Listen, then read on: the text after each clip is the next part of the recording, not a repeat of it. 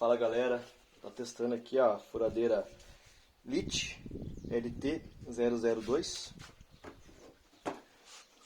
Compra feita lá na loja do mecânico. Fiz esse vídeo aqui mais pra testar, né? Ver se realmente vale a pena, porque ela é muito barata, R$120 se não me engano. E houve até um vídeo onde uma pessoa disse que comprou ela e ao furar a madeira ela já está saindo fumaça e saindo faísca. E eu já fiz o teste aqui, fiz um furo, princípio muito bem.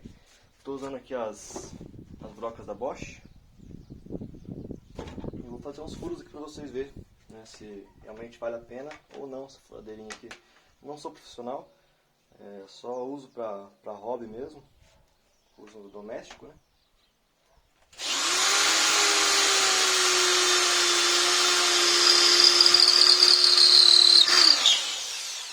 Bastante facilidade, que é um caibro que eu estou usando. Tá bem seco, então tá bem resistente.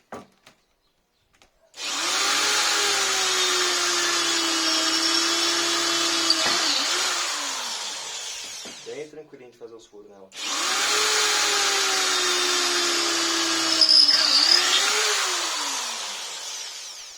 Eu estou usando a função de furar mesmo, né?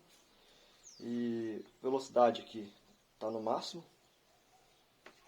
É isso aí, galera. Pelo valor, né, que foi pago, acho que é uma excelente compra e recomendo para vocês aí.